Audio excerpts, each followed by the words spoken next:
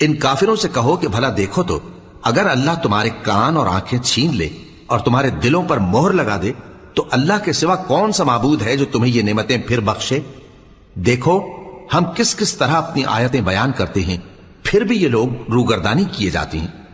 کہو کہ بھلا بتاؤ تو اگر تم پر اللہ کا عذاب بے خبری میں یا خبر آنے کے بعد آئے تو کیا ظالم لوگوں کے سوا کوئی اور بھی ہلاک ہوگا؟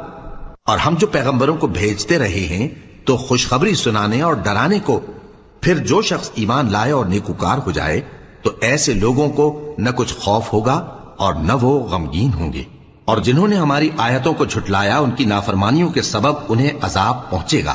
کہہ دو کہ میں تم سے یہ نہیں کہتا کہ میرے پاس اللہ تعالیٰ کے خزانے ہیں، اور نہ یہ کہ میں غیب جانتا ہوں، اور نہ تم سے یہ کہتا ہوں کہ میں فرشتہ ہوں۔ میں تو صرف اس حکم پر چلتا ہوں جو مجھے اللہ کی طرف سے آتا ہے۔ کہہ دو کہ بھلا اندھا اور آنکھ والا برابر